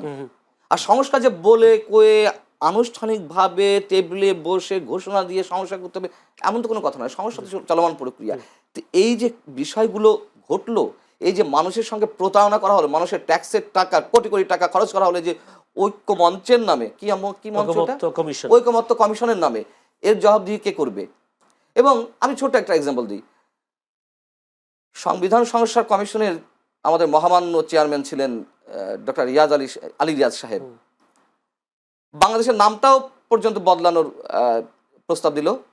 কি ছিল? গণপ্রজাতন্ত্রী বাংলাদেশ সরকার, সরকারি নাম যেটা মানে সাংবিধানিক, সেখানে বলা হলো বাংলাদেশ নাগরিকতন্ত্র জনগণতন্ত্রী বাংলাদেশ। আপনি বুঝতে পারছেন মানে মানুষের সঙ্গে কত বড় এক তামাশা, মানে নাম চেঞ্জ করতে হবে। আচ্ছা, উন্ডা আবার কি বলেছিল ইসলামী আন্দোলন বাংলাদেশ? না, আমরা একটা নতুন নাম দিতে চাই। নতুন নামটা কি? নাগরিকতন্ত্র না, কি বলেছিলেন আপনারা? Welfare state of Bangladesh. হ্যাঁ, বাংলাদেশ জনকল্যাণ রাষ্ট্র। কি আসে যায়? এই যেগুলো মানুষের সঙ্গে তামাশা নয়, সময়ের অপচয় নয়, রাষ্ট্রের সময় অপচয় করা হয়নি। ওইখানে বসে তো নাস্তা করা হয়েছে, টাইম ওয়েস্ট করা হয়েছে, মানুষের দৃষ্টি অন্যদিকে সরানো হয়েছে। এগুলো স্রেফ মানুষের সঙ্গে তামাশা করা হয়েছে, মানুষের সঙ্গে বোকা করা হয়েছে, বোকা বানানো হয়েছে। কি হয়েছে আপনি বলুন? এই যে একটা বছর যে ঐক্যমত্য কমিশনের যে বৈঠক, একের পর এক বৈঠক, আউটপুটটা কি? আউটকাম কি হয়েছে? কিছু মানুষের সাথে স্রেফ তামাশা করা হয়েছে না? এই তো চলছে। এই প্রশ্নগুলো নিয়ে একটু আশরাফ আলী আকনের কাছে যেতে চাই। আশরাফ আলী, এখন আসলে মঞ্জুল পানা যে কথাগুলো বলেছেন, আপনারা পিয়ারের দাবি ছিল, স্থানীয় সরকার নির্বাচনের আগে করার দাবি ছিল, গণভোটের দাবি ছিল, এই তিনটা দাবি হঠাৎ করে আপনারা আবার সেই দাবিগুলো থেকে সরে এসে এখন নির্বাচনে যাচ্ছেন। আমি প্রশ্নটা শেষ করি। নির্বাচনে যাচ্ছেন এবং আপনারা নিজেরাও বলেন যে ঐকমত্য কমিশনে যাওয়া হয়েছে, সেখানে নোট অফ ডিসেন্ট থেকে শুরু করে কোনো কিছু জুলাই সনদের বাস্তবায়ন হয় নাই, এসবগুলো বলছেন আপনাদের দল। কিন্তু মঞ্জুল আলম পান্না তিনি বলছেন আপনারা এইসব করে আসলে কি তামাশা করেছেন। এটা তো উনি বলতেই পারে তামাশা। যারা খেলে না, যারা খেলে তাদের ফাউল হওয়ার স্বাভাবিক, যারা খেলা দেখে তাদের কোনো ফাউল নাই, তারা তো দর্শক। আপনারা বিভিন্ন দাবি দাওয়া করে শেষ পর্যন্ত নির্বাচনে যাচ্ছেন, একই দিনে গণভোট হচ্ছে। এই দাবি দাওয়াগুলো দাবি দেওয়া এটা হলো একটা গণতান্ত্রিক অধিকার। কাজে আমরা যে দাবি করেছি সেই দাবি থেকে আমরা পিছপা হই নাই। দাবি কিন্তু এখন আছে, দাবির ভিত্তিতে দাবি আদায়ের জন্য আমরা সারা দেশে করছি। এবং আমরা যদি এদেশের জনগণ যদি একটা ভিন্ন প্রেক্ষাপট তৈরির জন্যে আমাদেরকে ভোট দেয়, এই 11 দলীয় সমঝোতা ভিত্তিক যে ওয়ান বক্স সিস্টেমের যে নির্বাচন, তারা যদি নির্বাচন হতে পারেন, আমরা ওই যে দাবিগুলো নিয়ে আন্দোলন করছি সেই দাবিগুলো আমরা বাস্তবায়ন করবো। না, আপনার সেই জামায়াত সহ আপনারা যে দাবি দাওয়া দিয়ে বিভিন্ন জনসভা করলেন, মানুষকে ভোগান্তি তৈরি করলেন, মানুষের ভোগান্তি, ওই যে বললাম প্রশাসন তো নিরপেক্ষ না, সেটা একটা দিকে তাকাই কথা বলছে, একটা দিকে যেমন ওখানে বলছেন ইনুস সাহেব তো তাই বলছে। আজকে ইনুস সাহেব জাতিসংঘে নিয়ে যায় কাকে? বিএনপি, জামাত, এনসিপি। তখন কিন্তু এনসিপি রেজিস্ট্রেশন ছিল না, সারা দেশে তার নেটওয়ার্ক নাই। একটা মিটিং করলে 500 লোক হয় না এখন তাদের দলের নামে। আগে চেতনার নামে হয়েছিল ভিন্ন জিনিস, কিন্তু দলের নামে তো কোনো লোক আসে না। এই দলটা আপনাদের সাথে না, এটা তো আমরা চাবো যে আমাদের সাথে আসুক, কিন্তু ওই সময় যে সাথে নিয়ে আপনারা গর্ববোধ করেন না? হ্যাঁ, গর্ববোধ করেন না? না, আমরা তো জুলাই অভ্যুত্থানের সম্মুখ যুদ্ধ, এটা তো আমরা বলি, কিন্তু মাঝখানে ইনুস সাহেব কি করলেন? এইটা হলো ইনুস সাহেবের দল, এনসিপিটা তো ইনুস সাহেবের দল। ইনুস সাহেব তো আপনাদের দলে এখন হ্যাঁ, ইউনূস সাহেবের দল হলে ইউনূস সাহেবও তো তা আমি জানি না আসলে কি তারা এই ধরনের নাটক কেন করতেছে, আমরা এটা আমার জানা তাহলে নাই। যেই মানুষটার একটা দল রয়েছে সেই মানুষটা কিভাবে অন্তর্বর্তীকালীন সরকারের প্রধান উপদেষ্টা হয়, কিভাবে তার অধীনে নির্বাচন এটা তো একটা অনুষ্ঠিত হয়? ব্যতিক্রমধর্মী একটা অবস্থার পরিপ্রেক্ষিতে উনি এখানে ক্ষমতায় আসছেন। আচ্ছা, সজীব ভুঁইয়া কেমনে উপদেষ্টা হইল, তারপরে নাহিদ কেমনে না, হইল? সে উপদেষ্টা হওয়ার তো অনেকগুলো কারণ, না, তারা উপদেষ্টা হইল সম্মুখযোদ্ধা ছিলেন না, জুলাই ওইটার বিপ্লবে। জন্য না। আপনারাই উনি পাঠিয়েছেন। উনি যখন, না ওটা আমরা পাঠাই না, এটা উনি করছেন। এইটা উনি যখন ফ্রান্সে ছিলেন তখন এই সজীব ভুঁইয়া ইউনূস সাহেবের সাথে কথা বলছেন, নাহিদ কথা বলছেন, তারপরে ওই যে মাহফুজুল আলম উনি কথা বলছেন, যারা তার সাথে কথা বলছেন ওখান থেকে যে আমরা আসা প্রয়োজন, জাতি আপনাকে চায়, এই কথা বলার পরে যারা কথা বলছে উনি তাদেরকে উপদেষ্টা নিয়েছে ওখান থেকে। এই তিনজন সজীব ভুঁইয়া একটা ছাত্র মানুষ, তাকে উপদেষ্টা বানানো। এখানে হলো বয়সের তো একটা সীমারেখা থাকা দরকার। এখানে কিছু আছে অতি বৃদ্ধ, এই কিছু আছে অতি বৃদ্ধ, আর কিছু আছে অল্প বয়স্ক, যার কারণে ওনার প্রশাসনরা যেভাবে আপনার একটা শক্ত অবস্থানে ভিতরে থাকা, এই যে সেটা সম্ভব হয়নি। এটা সম্ভব হয় না। একটা প্রশ্ন, যেহেতু আপনার একটা সমঝোতার জোট আছে জামায়াতের সাথে আপনাদের দীর্ঘদিনের বৈরিতা ছিল, এটা তো আপনারা নিজেরাও স্বীকার করেন, বিভিন্ন আপনাদের আদর্শ বা ইসলামী সুন্নাহ বা যেটা বলেন, নির্বাচন সামনে রেখে যে সমঝোতা হলো, এখন এই সমঝোতার মাধ্যমে আপনারা তাদের সাথে, জামাতের সাথে থেকে আপনাদের যে উদ্দেশ্য, সেই উদ্দেশ্যটা কতটা সফল হয়েছে? আমরা চাইতেছি যে গণঅভ্যুত্থানের যে তিনটা মৌলিক আপনার লক্ষ্য ছিল, একটা হলো আপনার প্রথম ছিল হলো সংস্কার, বিচার এবং হলো সুষ্ঠু নির্বাচন, তিনটা। এই লক্ষ্যকে সামনে রাখা আমরা জামাতের সাথে জোট করেছি। জামাতের দল, তাদের নীতি আদর্শ তাদের, আমাদেরটা আমাদের, ওইটা যার যার সে থাকবে। কিন্তু আগামী নির্বাচনে এই তিনটি মৌলিক, আপনি বিএনপি তো সংস্কারই চায় না, বিএনপি তো সংস্কার চায় নাই, সে বলছে যে আমরা সব পাল্টাই দেবো। এবং দেখেন মৌলিক প্রশ্নে যেগুলো সংস্কারের প্রস্তাব আছে সব জায়গায় কিন্তু নোট অফ ডিসেন্ট দিয়ে রাখছে তারা, ঠিক না? এবং তারা বলে এই গণঅভ্যুত্থানের সাথে আমরা সরাসরি জড়িত নই, এটা ছাত্ররা করেছে, আমরা করি নাই, এটা তো উনি বলেন। এবং যারা এই প্রায় 1,500 মানুষকে হত্যা করলো নির্মমভাবে, হাজার হাজার মানুষকে পঙ্গু বানাইলো, উনি তাদের সমস্ত কেস মামলা উনি করে দেবেন, কি বলে উনি উঠেই ফেলবেন, তাদের কেস মামলা থাকবে না। তারপরে ভারতের সাথে এই যে ফ্যাসিস্ট আওয়ামী লীগ যে চুক্তিগুলো করলো ভারতের সাথে, অনৈতিক অসম যে চুক্তিগুলো করলো, এই চুক্তিগুলো কী হবে এ নিয়ে তারা কোনো কথা বলে না। শুধু তাই না, আজকের গণঅভ্যুত্থানের পরে একটা দাবি হচ্ছিল আপনার এর পদত্যাগ, সুপ্পু সাহেবের পদত্যাগ, এইটা কিন্তু তাদের কারণে এইটা হইল না। যে হাসিনার একজন বাচ্চাটা, বলতে গেলে বাচ্চাটা একজন ব্যক্তি, সে ওখানে কিন্তু আশরাফ আলী, এখন আপনাকে একটা প্রশ্ন, যেহেতু এত সমালোচনা করছেন বিএনপির, কিন্তু আমরা দেখলাম আপনাদের নায়েবে আমির মুফতির ফয়জুল করিম সহ আপনারা কয়েকজন বিএনপির অফিসে গেলেন, দেখা করলেন, তাদের সাথে হাত মেলালেন, আতর উপহার দিলেন। এটা হলো মানবিক কারণ, এই জন্যে একটা বয়োজ্যেষ্ঠ একজন নেত্রী উনি ইন্তেকাল করেছেন, সমবেদনা জানানোর জন্যই আমরা সেখানে গেছি। কেউ কেউ বলছেন জামাতের সাথে আপনাদের দূরত্ব তৈরি হয়েছে, সে কারণে এই সম্পর্কটা আবার বিএনপির সাথে করতে চান। এইটার কোনো রাজনৈতিক কোনো কেউ কেউ বলছেন সামাজিক যোগাযোগ মাধ্যমে অনেক কিছুই অনেকে বলে, হ্যাঁ, বলার জন্য বলা, কম লেখার জন্য লেখা, করার জন্য করার জন্য। কারণ আসন ভাগাভাগি নিয়ে আপনাদের সাথে একটা দূরত্ব তৈরি হয়েছে জামাতের সাথে। না, এটা হয়তো মারাত্মক কিছু না, এটা আবার সমঝোতার একেবারে সমঝোতা হয়ে যাবে। জামাত আপনাদেরকে 35টা আসন দিতে চায় না, এইটা ভুল মেসেজ, এটা ভুল মেসেজ, এটা কিছু না, এটা মিডিয়ার একটা বানানো, এটা না। কারণ জামাত তো দেওয়ার কেউ নাই, এখানে তো নির্বাচন সমঝোতা, আপনার কয়টা আছে সক্ষমতা, ওনার কয়টা, আমার কয়টা, পারস্পরিক বসে আমরা আলোচনা করবো, কে কারে দেয়, এটা তো জোট না। কেউ কেউ বলছেন জামায়াত মোড়লগিরি করছেন। না, মোড়ল তো হয়তো মানে করতেই পারে সে যদি এটা তাদের, কারণ জামাত তো আওয়ামী লীগ বিএনপির সাথে জোট করিয়াছে, এই জন্য তাদের ওই যেমন আওয়ামী লীগ বিএনপি তার সাথে মোড়লগিরি করছে, এই অবস্থা তাদের থাকতেও পারে। কাজে এই যে জনগণ এটা গ্রহণ করবে না, তাদের মোড়লগিরিটাকে এখনই জনগণ গ্রহণ করতেছে না। আপনারা গ্রহণ করেন কিনা? না, আমরাও করবো কেন, এখানে মোড়লের কোনো জায়গা নাই, এখানে মোড়লের কোনো জায়গা নাই, এটা নির্বাচনী সমঝোতা। এখানে হলো যে দল প্রার্থী যেখানে জিতবে তাকেই দেবো, এখানে মোড়লগিরি করার কিছু নাই, কেউ কিছু নাই। ধন্যবাদ। ঠিক তো মঞ্জুলাম পান্না, আমি আপনাকে একটু জানতে চাই, নির্বাচন এলেই আমরা দেখি ধর্ম ব্যবসার কথা বলা হয়, ধর্মকে আশ্রয় নেওয়ার কথা বলা হয়। 1996 সালে আমরা দেখেছি শেখ হাসিনাকে হিজাব পরে আসতে মানুষের কাছে উমরা হজ করে এসেছেন। এবারও দেখছি বিএনপি জামায়াত সবাই জান্নাতের টিকিট দিচ্ছেন, কেউ দোজখের টিকিট দিচ্ছেন, জাহান্নামের টিকিট দিচ্ছেন। কি মনে হচ্ছে আসলে জান্নাত জাহান্নামের টিকিট বাংলাদেশে এখন পাওয়া যায়? এই সবগুলো প্রশ্ন আমি একটু আশরাফের কাছে চাই। আপনার কাছে একটু জানতে চাই। হ্যাঁ, এটা তো আপনি তো নিজেই বললেন, আপনি তো গণমাধ্যম কর্মী, আমি যে কথাটা বলবো নিশ্চয়ই সেটাও আপনার মুখ থেকে রিফ্লেক্ট হবে, এবং আপনি আপনার প্রশ্নের মধ্য দিয়ে আপনি উপসংহারটা দিয়ে দিয়েছেন। নির্বাচনে এলেই সবাই এগুলো ব্যবহার করে, ধর্মকে ব্যবহার করে, পাশাপাশি আরেকটা জিনিস ব্যবহার করে, যেটি আশরাফ ভাই বললেন, ভারতের পাচাটে, ভারতের কি ফ্যাসিস্ট শক্তি ইত্যাদি ইত্যাদি। শুধু ভারতের না, সাম্রাজ্যবাদেরও, সাম্রাজ্য দুইটাই। আমরা সবাই সাম্রাজ্যবাদী শক্তির লেজর বৃত্তি করি, এটি প্রিয় হোক অপ্রিয় হোক বাস্তবতা। বিএনপি যখন বিরোধী দলে ছিল, বিরোধী দল মানে কি, যখন আওয়ামী লীগ ক্ষমতায় ছিল, তখন কি নাম যেন নৌকায় উঠলো, শাহজাহান ওমর, ব্যারিস্টার শাহজাহান ওমর, তখন পিটার ডি হাসকে বলেছিল ভগবান। হ্যাঁ, জামায়াতও মনে মনে ওই ভগবানই মনে করত। এখন আবার ভগবান, আবার ভারতকেও ভগবান অনেকে মনে করে, কিন্তু তলে তলে কেউ প্রকাশ্যে, আওয়ামী লীগ প্রকাশ্যে তাদের সাথে সখ্যতা, আর আর যারা রয়েছে এখন এই কথা বললে তো ওরা খেপে যাবে, তারা সবাই মনে শোনেন, বাংলাদেশে ক্ষমতায় যেতে গেলে অথবা ক্ষমতায় থাকতে গেলে ভারতের কোনো না কোনোভাবে আশীর্বাদ লাগেই, এটা হচ্ছে চরম বাস্তবতা।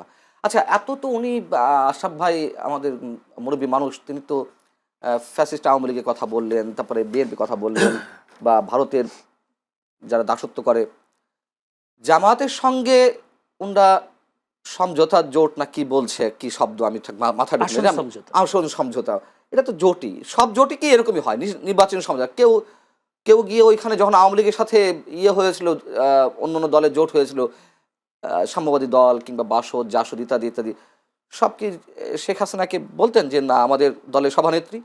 কেউ তো বলে না, সবাই প্রধানমন্ত্রী বলেছে, জোটের সভানেত্রী, জোটের প্রধান, যাও ওই একটা জায়গায় হয়তো নতুন সৃষ্টি করেছে, কিন্তু কথা হচ্ছে যে জোট এটাই একটা আদর্শ, যেখানে সমঝোতা হয় সেখানে। জামাতের আমির সেদিন স্বীকার করতে বাধ্য হলেন রয়টার্সের কাছে যে হ্যাঁ একটা বৈঠক হয়েছিল ভারতীয় কূটনীতিকদের সঙ্গে, ভারতীয় কূটনীতিকরা গোপন রাখতে বলেছিল, ধরে নাম আমি তার কথা সত্য বললেই কি সব হবে? তাহলে কেন তিনি গোপন রেখেছিলেন? আশরাফ ভাইয়েরা, ইসলামী আন্দোলন বাংলাদেশ কখনো এই বিষয়টি জানতে চেয়েছে যে এই দেশে ভারত বিরোধিতা চলবে না, এই দেশে ভারতের দাসত্ব চলবে না? তোমাদের সাথে কি বৈঠক হয়েছে, তারা কি বলেছে, তুমি কি বলেছো, তোমাদের সঙ্গে কোনো আন্ডার টেবিল এগ্রিমেন্ট হয়েছে কিনা, কোনো সমঝোতা হয়েছে কিনা? পারলে বলুক, এই আপনার এই মঞ্চে বসে উনি কৈফিয়ত চাক, এবং সেই কৈফিয়তের জবাব আপনার এখানে এসে দিতে হবে, পারবে কিনা বলুক। আপনারা সাংবাদিক, আপনারা চাইছেন কিনা? আমার তো দরকার নেই, আপনি তুলছেন। সাংবাদিক না, একটা কথা বলবে, আপনি তার সাথে জিজ্ঞেস করেন, তাকে জিজ্ঞেস করবেন। আমার সাথে তো সেটা তো অন্য বিষয়, সেটা তো অন্য বিষয়। অনেকদিন পর্যন্ত তাহলে বলেন জামাতকেও বলেন, জামাত ভারতের দাসত্ব গ্রহণ করেছে না, এই কথা দাসত্ব বলা যায় না, এটা উনি যদি গোপন রাখে, এইটা যদি উনি গোপন, উনি তো প্রকাশ করে দিলেন। কি ভারত বলছে না, উনি প্রকাশ করেন, উনি প্রকাশ করতে বাধ্য হয়েছেন, প্রশ্নের উত্তরে বলেছেন। রয়টার্সের সাংবাদিকরা যখন বলেছে যে আপনার সাথে এরকম একটা বৈঠক হয়েছিল, তখন উনি বাধ্য, যেহেতু রয়টার্স বলে কথা, আন্তর্জাতিক বার্তা সংস্থা, তারা কোনো ধরনের এভিডেন্স ছাড়া কোনো প্রশ্ন করে না। তো জামাতে আমির সাহেব তো জ্ঞানী মানুষ, বুদ্ধিমান মানুষ। আপনারা কি তার সাক্ষাৎকার নিয়েছেন? তার সাক্ষাৎকার নিয়ে প্রকাশ করছেন? সেটা অন্য বিষয়। না, অন্য বিষয় কি, আমরা তো এটাকে গ্রহণ করি না। আপনি তো এখানে আমরা ভারতের আধিপত্যবাদের বলেছেন, অবশ্যই বলেছি, এই কথাটা ঠিক না। এই কথা হলো জিএম কাদের সাহেব যে কথা বলেছেন, যে ওই যে আওয়ামী লীগের আমলে যে ভারতের সাথে কি হয়েছিল আপনার কথাবার্তা, উনি বলছে বলা যাবে না, উপরে নির্দেশ আছে, ওই পারের নির্দেশ আছে, যেটা বলা যাবে না। তার মধ্যে এই কথাই বলছি যে এত জিএম কাদেরের মধ্যে তো এটা কথা হলো যে উনি এতদিন কেন গোপন রাখবেন? তার সাথে কেন নির্বাচনের সমঝোতা করছেন? কার সাথে সমঝোতা? না, এত আগেই সমঝোতা কেন? কেন এই যে বিএনপি আর একটা ফ্যাসিস্ট না, আওয়ামী লীগ যে ফ্যাসিস্ট, তারাই তো আওয়ামী লীগ, জামাত ফ্যাসিস্ট। 5-6 হাজার লোককে তারা বহিষ্কার করলো। 5-6 হাজার লোক কেন? চাঁদাবাজি, দখলবাজি, সন্ত্রাসী কার্যক্রম, এই 5,000 লোককে তো তারা এই কারণ ঘটিছে দেখেই তো তারা বহিষ্কার করলো।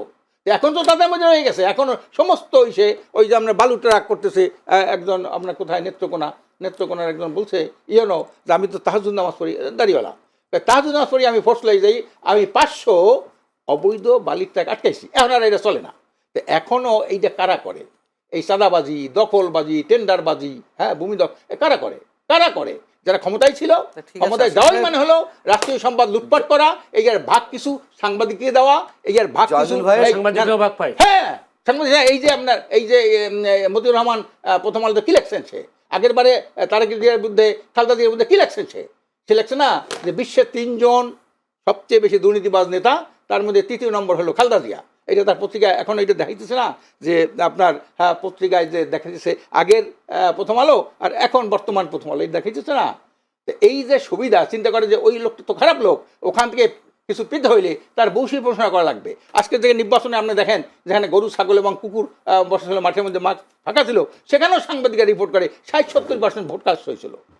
সব সাংবাদিক না, হ্যাঁ। সব সাংবাদিক না, না, না, গড়ের উপর বলা ঠিক হবে না। না, না, গড়ে না। আমি আপনার এই যে উত্তরটা দিই। শোনেন, সাংবাদিকরা যখন 2টা গ্রুপ পড়ে, একটা যায় বিএনপির দিকে জাতীয়তাবাদী, একটা যায় বিএনপির দিকে, সবাই না অভিভাবক কে থাকে এরপরে যারা থাকে, না এরপরে যারা থাকে তারা কারা? এই যে প্রেস ক্লাব নিয়ন্ত্রণ করে কারা? আগে করতো আওয়ামী লীগ, এখন করে বিএনপি। হ্যাঁ, সেই টিভি চ্যানেলগুলো এখন কারা নিয়ন্ত্রণ করে? আগে করতো আওয়ামী লীগ, এখন বিএনপি। পত্রিকাগুলো কারা নিয়ন্ত্রণ করে? জামায়াত তো করে, জামাত করে কোন জামাত খালি ফোন। আচ্ছা জয়নুল ভাই, আপনি যে প্রশ্ন করেছিলেন, আপনি আরেকটা চিন্তা করেন, একটা কোম্পানি, একটা লোক 4-5টা মিডিয়ার মালিক হবে, পত্রিকা 2-3টা, তারপর টিভি 2-3টা, এইভাবে মানে কি? এগুলো একটা লোক হবে? এটা ব্যবসা। এই ব্যবসা সুযোগ নিলে কিভাবে? ওই ফ্যাসিস্ট সরকারের গুণগান গাইছে এই মিডিয়া দিয়া, এই যার কারণে এই আগে ইনকেলাবে কোনো বিজ্ঞাপন পাইতো না, আওয়ামী লীগ আমার কোনো বিজ্ঞাপন নাই, একটা সাদা কালো পত্রিকা, আর এখন বিজ্ঞাপনে ভরা তার। এখন কেন পায়? আগে কেন পায় নাই, এখন কেন পায়? যে ইনকেলাব আওয়ামী লীগের আমলে আগের 96 সালে, আমি ওনার উত্তরটা নিয়ে আসি। না এটা 1 মিনিট শেষ করি। যে আওয়ামী লীগের নেতাদের মাঝখানে বসাইয়া তখন ইনকালাবের প্রতিষ্ঠাতা মৌলানা আব্দুল মান্নান সাহেব এবং এখন যে সম্পাদক বাহাউদ্দিন সাহেব, দুই পাশে 2জন বসতেন, মাঝখানে আওয়ামী লীগ একজন, এক একদিন একটা বৈঠক করতেন। শুধু এই জন্যে আমি একটা কথা বলি, সরকারের একটা ফেসিস্ট হওয়ার জন্য শুধু এক সরকারই দায়ী না, এজন্য কিছু তার উইংস আছে, তার মধ্যে গণমাধ্যমের কিছু এই নাম করা যারা প্রধান থাকে, কি প্রধান গণমাধ্যম, তাদের কিন্তু একটা অনেক ভূমিকা আছে এই ফেসিদেরকে টিকাই রাখা এবং সেখান থেকে অবৈধ সুযোগ সুবিধা নেওয়া। তারপরে এই যে আমলা প্রশাসন, এরা সবাই কিন্তু এই শিক্ষক, আইনজীবী সবাই কিন্তু এই ক্ষমতাসীনদের ভাগবাড়া নেওয়ার জন্য যখন দেখে যে এই দল ক্ষমতায় যাবে তাদের সাথে উঠে পড়ে লেগে যায়। আজকের প্রথম আলো বলে 60 থেকে 62% না 64% ভোট আছে বিএনপি। এই প্রথম আলো রিপোর্ট করে। কিন্তু আমি আসলে এখন আমি একটু বলি, আপনি বলছেন সাংবাদিকরাও আওয়ামী লীগের দালালি করেছেন, বিভিন্ন মিডিয়া দালালি করেছেন, কিন্তু আপনাদের বিরুদ্ধে তো অভিযোগ আছে। আপনারা 2 জানুয়ারি সম্ভবত 2023 সালে সহরাওয়ার্দী উদ্যানে হাসান মাহমুদকে নিয়ে আপনারা ঐক্যবদ্ধ করার সভা করেছিলেন, সেখানে হাসান মাহমুদ গেছেন, সেখানে বিএনপি লোক তো গেছে। হ্যাঁ, কিন্তু আমরা চাইছিলাম, আমি প্রশ্ন শেষ করি, কেউ বলছেন বিএনপির সাথে আওয়ামী লীগের সম্পর্ক খুব দূরত্ব, সেটাকে কাছে আনবার জন্য আপনারা একটা উদ্যোগ নিয়েছেন। না তা তো নিয়েছিলাম, তাতে সেখানে আপনার এই যে বিএনপির মানে ওই সুবিধাটা আপনারা ভোগ করতে চাইছেন? না, কোনো সুবিধা ভোগ না। দেশে যে একটা সহিংসতার রাজনীতি, খাই রাজনীতি, ধ্বংসের রাজনীতি, প্রতিহিংসার রাজনীতি, সেইটা বন্ধ করার একটা উদ্যোগ বিশ্বের চর্মা নিয়েছেন। এটা আজকে শুধু না, এটা স্বাধীনতার পর থেকে বরিশালের এমন একটা অবস্থা যেখানে আওয়ামী লীগ ক্ষমতা গেলে বিএনপি বরিশালে থাকতে পারে না, আর বিএনপি ক্ষমতা গেলে আওয়ামী লীগ থাকতে পারে না। এই জন্য আওয়ামী লীগ বিএনপি না তা করি, এটা ভিন্ন জিনিস। আমাদের নেতা একজন ধর্মীয় নেতাও, এই জন্য তারা এই জায়গাটাকে নিরাপদ মনে করতেন।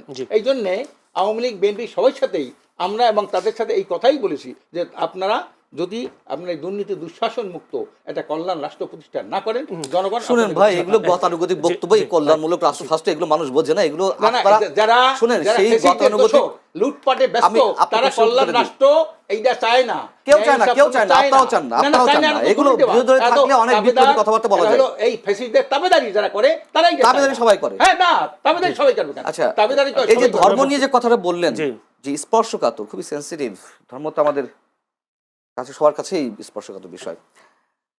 জামাতের সঙ্গে সমঝোতা করছিলেন উনি, নির্বাচনের সমঝোতা, একবারও প্রতিবাদ করেছে?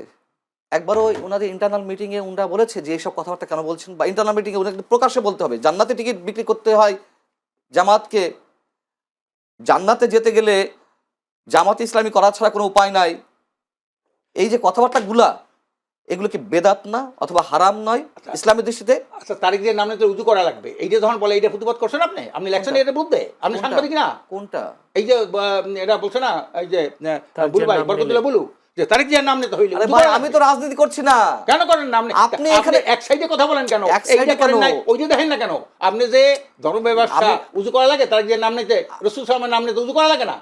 বরকতুল্লাহ বুলু কি বলেছেন? কি বলছে? যে তারেক জিয়ার আমি নাম তো নিতে জানি। হইলে হ্যাঁ। তার বিরুদ্ধে যখন বিভিন্ন সমালোচনা শুরু হয়েছে তখন সে বলছে হ্যাঁ তারেক জিয়াকে জানেন ওনার নাম দিলে উজু করা লাগবে, এই কথা বলছে না সে? আচ্ছা আচ্ছা যদি বলে থাকেন আমি এটা সমর্থন করি না। আর না, এটা না, আর এটা আপনি জানেন আমি- কি না এটা? না আমি জানি না, আমি কেন এটা জানি না। জানবেন না? কেন পেপার জানবেন publication না? আয়া। আচ্ছা পেপার বলতে publication দেন, এই বিষয়টা আপনি বলেছেন, কি? আপনি তুলেছেন এই যে ফ্যাসিস্টের বিষয় কিংবা জামাত ওই কি কি কি বললেন উনি, এখন বলতে গেলে তো রিপিট করতে গেলে সময় লাগবে।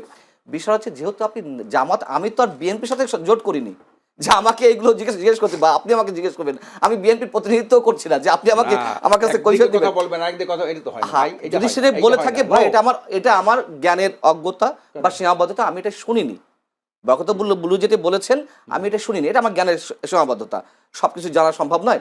এখন বিষয় হচ্ছে যেহেতু আপনি জামাতের সঙ্গে আছেন, আমি ওই জামাতের জায়গা থেকে প্রশ্ন আমি যে করছি আপনাকে। বলছি না এটা আপনি জানেন, আমরা বাবা। ভিতরে কি বলছি না বলছি উনি কি ব্যাখ্যা দিয়েছেন এটা ভিতরে আপনি জানেন? বলবে প্রকাশ্যে বলেন। না প্রকাশ দরকার কি? জিজ্ঞেস করে কেন? আপনি সারা কেউ জিজ্ঞেস জনগণের রাজনীতি করেন না আপনি আপনারা? জিজ্ঞেস, আপনি নিশ্চয়ই আপনারা এই জনগণের কথার রাজনীতি পিছনে করছেন কিনা? এই প্রশ্নের ভিতরে ভাই আপনার একটা অন্য মতলব আছে, এটা বুঝতে পারছেন? মতলবটা কি বলুন তো? মতলব হইলো এই যে ট্যাগিং আপনি- রাজনীতি, বুঝতে আপনি- পারছেন তো? না, না, ট্যাগিং না, রাজনীতি। না, ট্যাগিং রাজনীতি। মানে আপনি- মতলবটা কি? আপনি মতলবটা তারেক কি? জিয়ার নামে উজু করা লাগবে, এটা আপনি জানেন না, এটা অজ্ঞতা প্রকাশ করলেন মানে কেন?